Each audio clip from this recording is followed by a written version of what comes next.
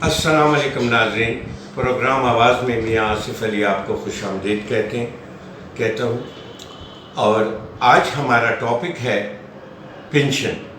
خواتین و حضرات، پنشن کے حوالے سے میں آپ کو بتاتا چلوں کہ بینک ملازمین کی پنشنز کو عرصہ دراز سے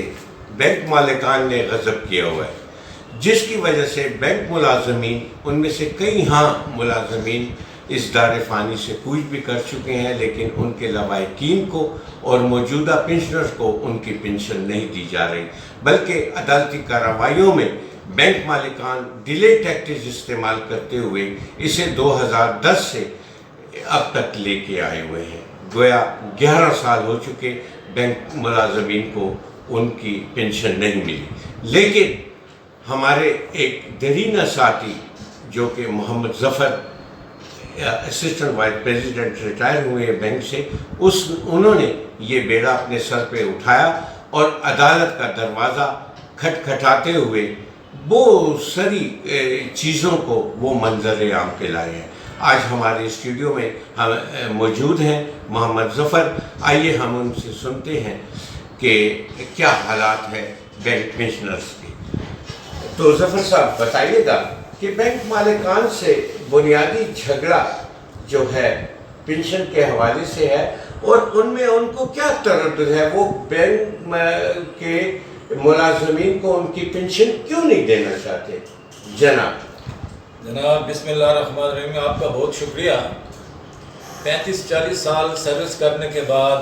جب بینک سے ریٹائر ہوئے تو we are governed by the rules introduced by the Federal government in 1977.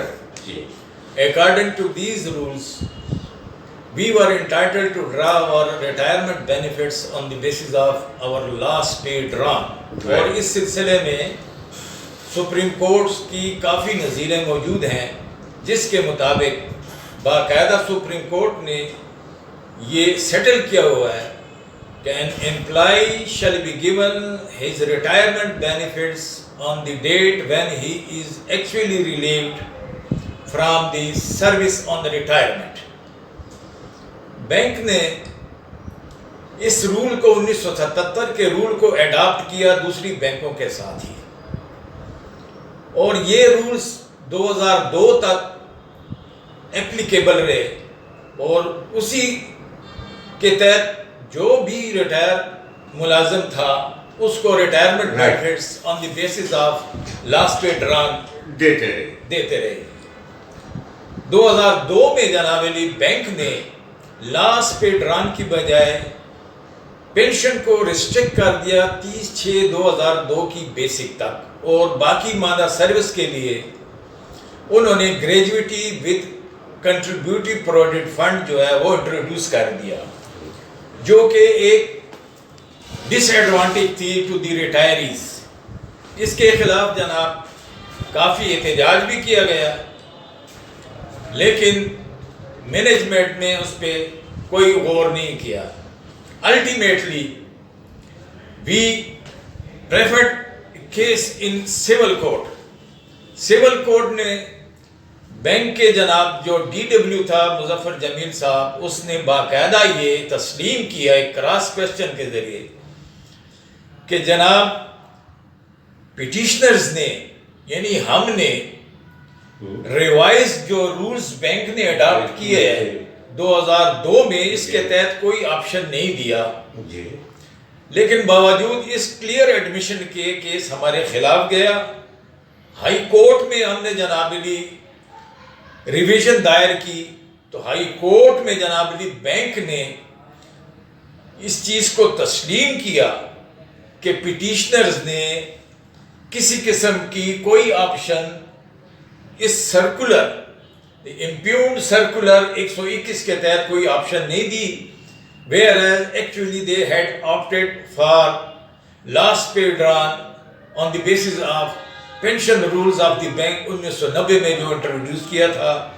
duly approved by the FBR۔ ٹھیک ہے جی، تو جس فیصلے کو جناب سوری ٹو کٹ یو ظفر صاحب، ایف بی آر کی اپروول بینک مالکان نے لے کے امینڈمنٹ کی تھی 77 کے پینشن رولز میں. سرکولر 121 کے سب کلاس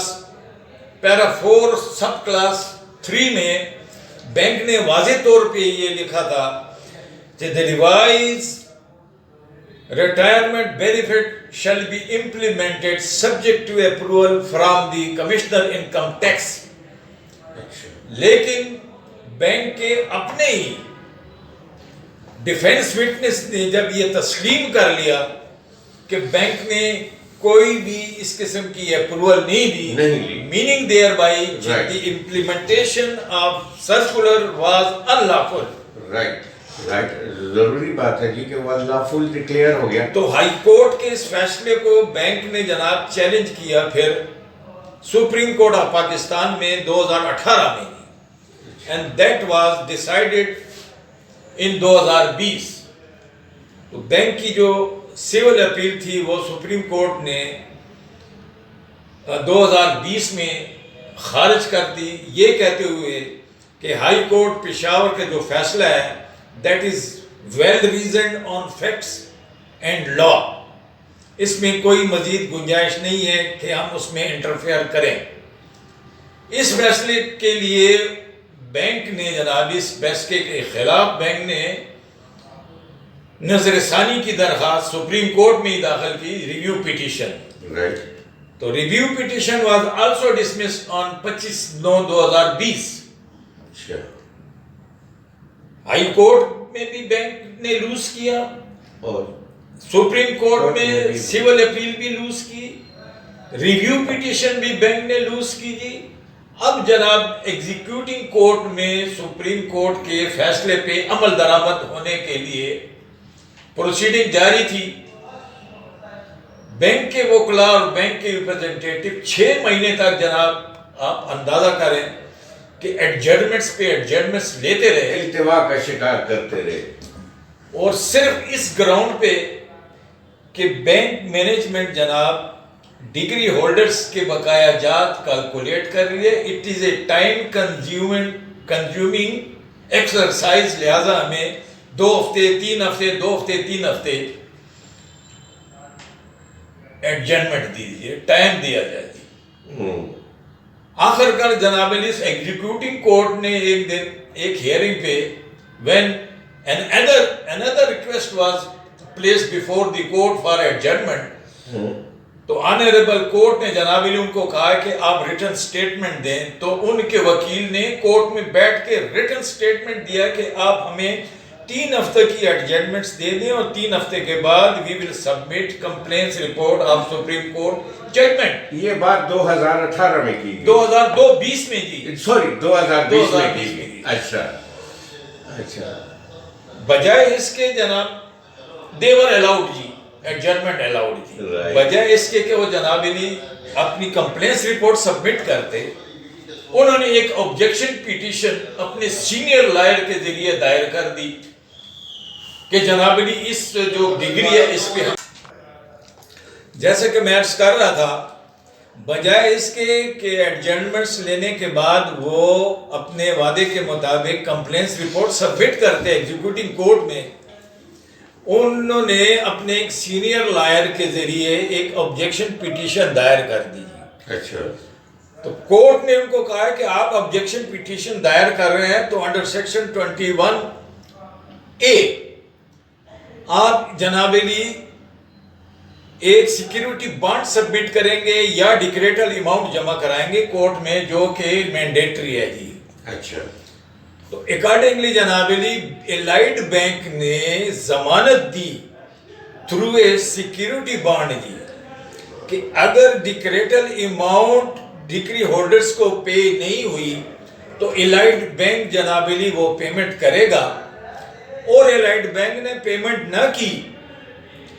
تو الائڈ بینک کی کسی بھی عمارت سے، کسی بھی پراپرٹی سے یہ آپ ریکور کر سکتے ہیں. جو بھی اس کے ایسٹس ہوں گے ان کے اگینسٹ یہ ریکوری پاسبل ہوگی.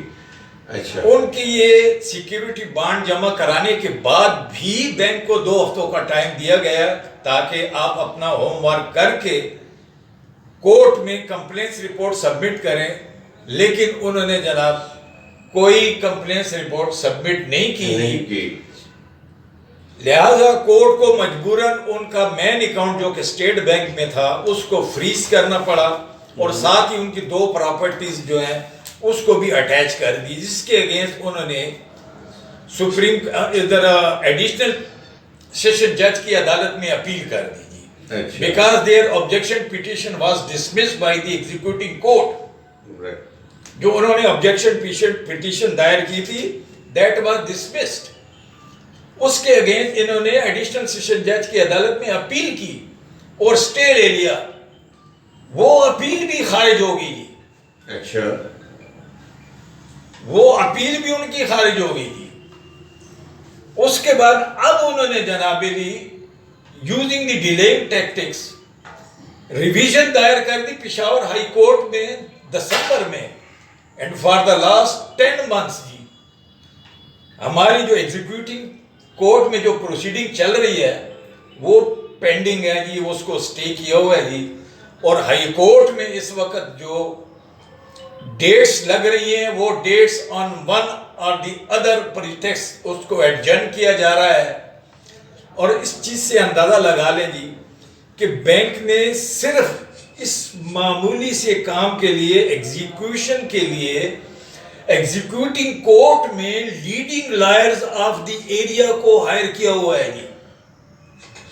Headed by president of supreme court bar. بات درست ہو گئی ظفر صاحب کہ بینک مالکان، جیسا کہ عمران خان وزیر اعظم نے ہمارے کہا کہ اس ملک میں غریب آدمی انصاف کو ترس رہا ہے، اور دوسرے جو طاقتور لوگ ہیں وہ NRO کے، تو یہی نظر آ رہا ہے کہ بینک مالکان پنشن کی مراعات کو غصب کر کے اپنے لیے NRO لینا چاہتے ہیں ڈیلے ٹیکٹس کرتے ہوئے، اور جو کمزور طبقہ ہے عمران خان صاحب وہ آپ کی طرف دیکھ رہا ہے کہ تحریک انصاف کی حکومت میں آپ وزیر اعظم اپنے غریب پنشنرز کو انصاف دیجئے تاکہ انصاف کا بول بالا ہو اور پتہ چل سکے کہ اس ملک میں تبدیلی آئی ہے۔ میں شکر گزار ہوں ظفر صاحب۔ اس سلسلے میں ایک اور عرض کر دوں جی کہ آؤٹ آف 25 پٹیشنرز جی جو ڈگری ہولڈر ہیں، 3 جو ہیں اللہ کو پیارے ہو چکے ہیں جی، اور باقی تمام جو ہیں وہ 75 اور 80 سال کے درمیان عمر میں ہیں، اور سینئر سٹیزنز ہیں، اور حکومت وقت اور عدلیہ پینشن ریلیٹڈ ایشوز کو سینئر سٹیزنز کی کو پریارٹی پہ ڈیل کرتی ہے، لیکن باوجود ہمارے یہ آفر کرنے کے سیٹوں کو اور بینک انتظامیہ کو کہ even we are prepared to have an out of court settlement جناب جی، بٹ دے آر ڈینائنگ۔ تو انصاف کے منتظر ہیں وزیر اعظم صاحب، آپ کے الائٹ بینک اور صنعت بینکاری سے وابستہ دیگر کئی ملازمین جن کی پنشنز کو بینک مالکان نے غصب کر کے رکھا ہوا ہے،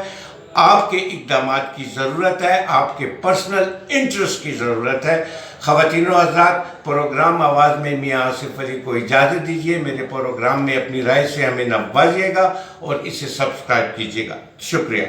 اللہ حافظ۔